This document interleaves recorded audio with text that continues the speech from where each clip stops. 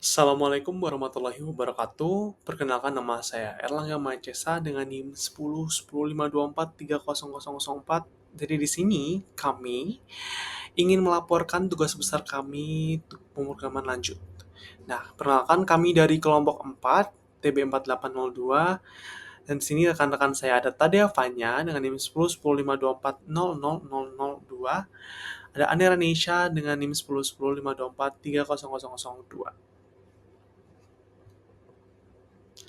Kesehatan mental ini merupakan salah satu aspek penting dalam kehidupan manusia, terutama di lingkungan kerja.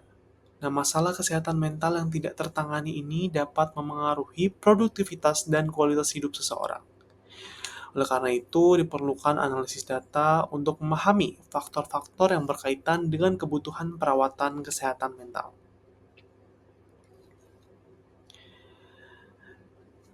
Nah, kita langsung masuk ke bagian struktur dan variabel. Nah, variabel yang pertama ini adalah profil dasar responden, yaitu timestamp, age, gender, country, state, dan self-employed.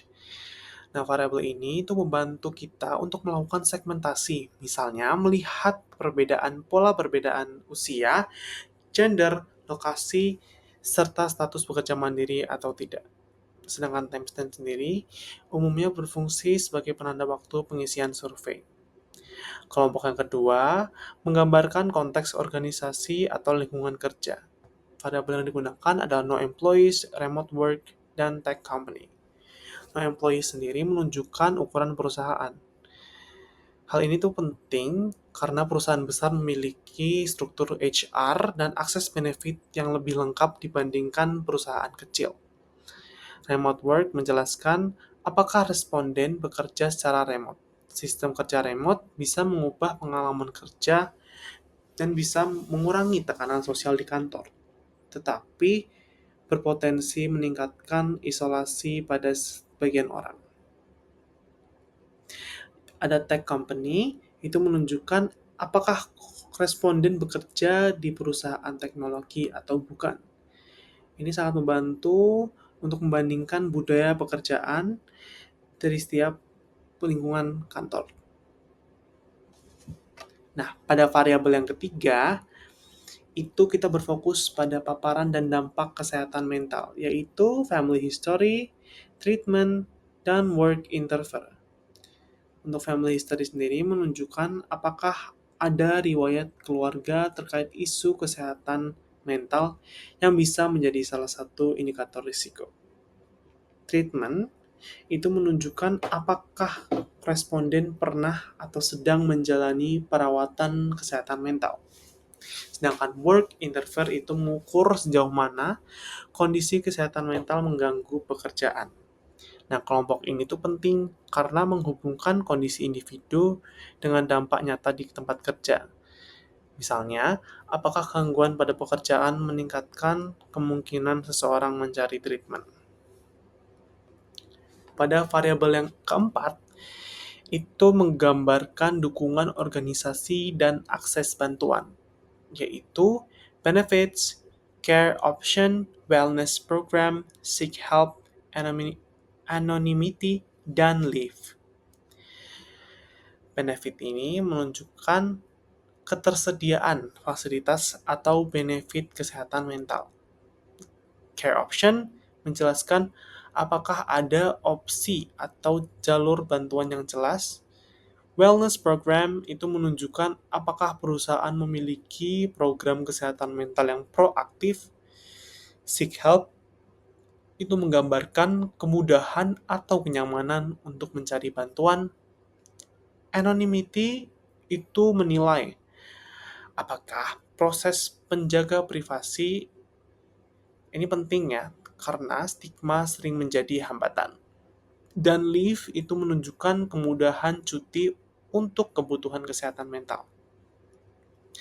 Kelompok yang ini itu membantu menilai apakah dukungan perusahaan benar-benar mempermudah karyawan untuk mencari bantuan atau mengambil langkah pemulihan. Sekian penjelasan dari saya.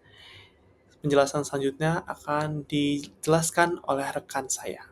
Terima kasih. Selanjutnya ada metodologi dan processing. Pada slide kali ini kami akan menjelaskan mengenai metode yang akan digunakan serta tahapan pre-processing datanya.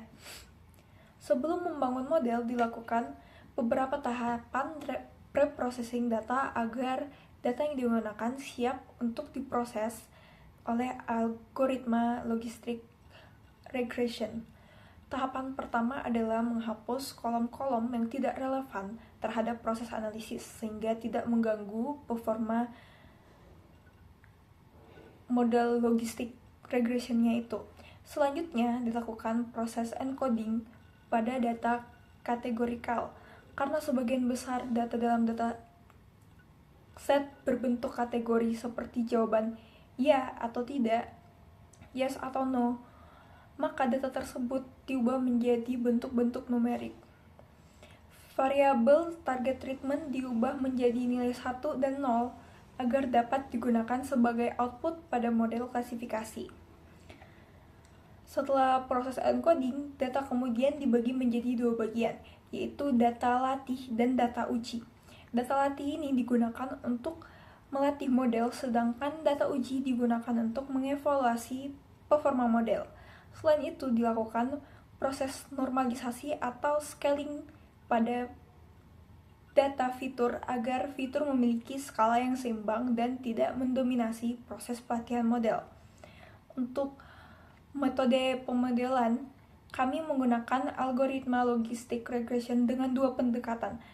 Pendekatan pertama adalah logistic regression buatan sendiri menggunakan Python tanpa library khusus dengan menerapkan konsep object-oriented programming.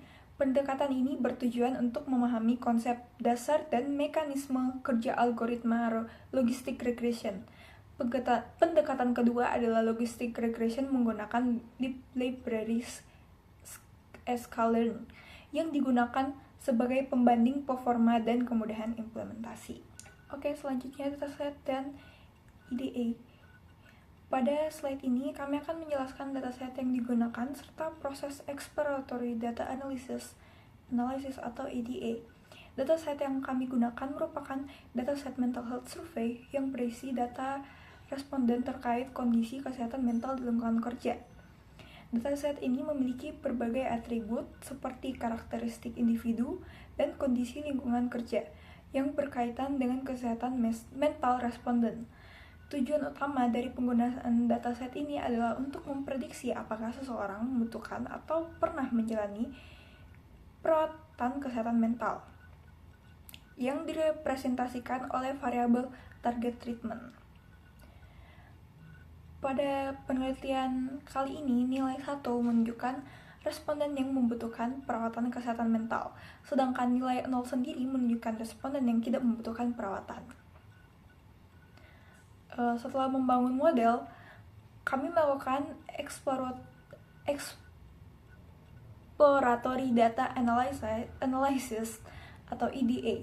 EDA ini dilakukan untuk memahami struktur data, mengetahui jenis-jenis fitur yang ada, serta mengecek apakah terdapat data yang hilang. Selain itu, EDA juga membantu kami melihat distribusi data, khususnya distribusi pada variabel target. Nah, berdasarkan dari hasil EDA-nya, kami menemukan bahwa dataset ini terdiri dari kombinasi data numerik dan kategorikal, sehingga diperlukan proses pengolahan data lebih lanjut sebelum digunakan dalam pemodelan. Selain itu, dari visualisasi distribusi variable treatment, terlihat bahwa terdapat responden yang membutuhkan dan tidak membutuhkan perawatan kesehatan mental, sehingga dataset ini cocok digunakan untuk permasalahan klasifikasi binar menggunakan logistic regression. Selanjutnya saya akan menjelaskan mengenai hasil eksperimen dan evaluasi.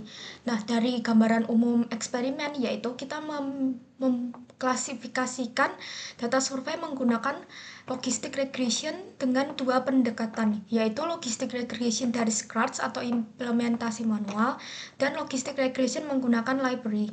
Nah, tujuan dari eksperimen ini adalah membandingkan kinerja model buatan sendiri dengan model standar library dan mengevaluasi performa model menggunakan matriks evaluasi klasifikasi. Nah, proses eksperimennya saya jelaskan sebagai berikut. Yang pertama, kita pertama kali load dataset. Kemudian yang kedua yaitu melakukan pre-processing data dengan pemisahan fitur X dan label Y. Kemudian normalisasi data menggunakan standar clear. Yang ketiga, split data, yaitu data latih atau training dan data uji atau testing. Nah, yang selanjutnya yang keempat yaitu training model, di mana menggunakan logistic regression scratch dan logistic regression sklearn. Nah, evaluasi modelnya yaitu akurasi dan conversion matrix. Yang terakhir yaitu kita akan membandingkan hasil tersebut. Nah, berdasarkan hasil eksperimen bisa kita ketahui bahwa dari logistic regression atau scratch hasil evaluasinya itu sekitar 0,703 atau sekitar 70%. Artinya sekitar 70% data uji coba berhasil diklasifikasikan dengan benar. Ini kita tahu bahwa implementasi algoritma sudah berjalan dengan baik dan benar. Namun performanya masih belum optimal dibandingkan dengan library. Nah, selanjutnya kita melihat hasil eksperimen dari logistic regression atau sklearn. Nah, dari hasil evaluasi model tersebut kita mengetahui bahwa akurasinya yaitu 0,7262 atau sekitar 72%. Dan confusion matriksnya menunjukkan yaitu 95, 34, 35, dan 88. Dengan artinya model cukup seimbang dalam memprediksi dua kelas dan kesalahan masih ada, namun lebih sedikit dibandingkan dengan model sebelumnya. Nah, evaluasi dari semua model yang telah kita gunakan yaitu kelebihan model scratch berhasil diimplementasikan dan hasil mendekati model sklearn. Eksperimen menunjukkan pemahaman algoritma logistic regression, namun ada sedikit kekurangan yaitu akurasi masih harusnya bisa ditingkatkan lebih. Belum dilakukan tuning hyperparameter dan evaluasi menggunakan akurasi belum presisi. Selanjutnya saya akan menjelaskan mengenai analisis perbandingan dan kesimpulan. Nah, dari hasil pengujian menunjukkan bahwa logistic regression scratch memiliki akurasi sekitar 70%, sedangkan logistic regression sklearn memiliki akurasi sekitar 73%. Perbedaan akurasi ini menunjukkan bahwa model dari library memiliki performa yang lebih baik meskipun selisihnya tidak terlalu besar. Kemudian beberapa faktor yang menyebabkan model sklearn lebih unggul dibandingkan dengan model scratch berdasarkan analisis, yaitu adanya optimasi numerik, di mana sklearn menggunakan metode optimasi yang lebih stabil dan efisien. Yang kedua, penanganan konvergensi yaitu model sklearn memiliki mekanisme penghentian iterasi yang lebih baik dibandingkan dengan model scratch. Yang ketiga, pada stabilitas kehitungan, sklearn telah dioptimasi untuk mencegah overflow atau underflow numerik. Nah, yang terakhir, pengaturan parameter. Model sklearn menggunakan parameter default yang telah teruji dibandingkan model scratch yang belum dilakukan tuning hyperparameter secara sistematis. Kemudian analisis confusion matrix dalam model sklearn kita menunjukkan bahwa model mampu memprediksi kelas positif dan negatif secara cukup seimbang. Kemudian kesalahan prediksi masih terjadi pada kedua kelas, menandakan data belum sepenuhnya separable. Dan yang terakhir, tidak terdapat bias ekstrim terhadap salah satu kelas. Kesimpulan yang kita dapatkan, kedua model logistic regression baik implementasi dari scratch maupun sklearn menunjukkan klasifikasi data yang cukup baik, namun model sklearn menunjukkan performa yang lebih unggul dan stabil dibandingkan model scratch, terutama dari segi akurasi dan optimasi perhitungan. Meskipun demikian, implementasi tetap berhasil dan mendekati performa yang stabil.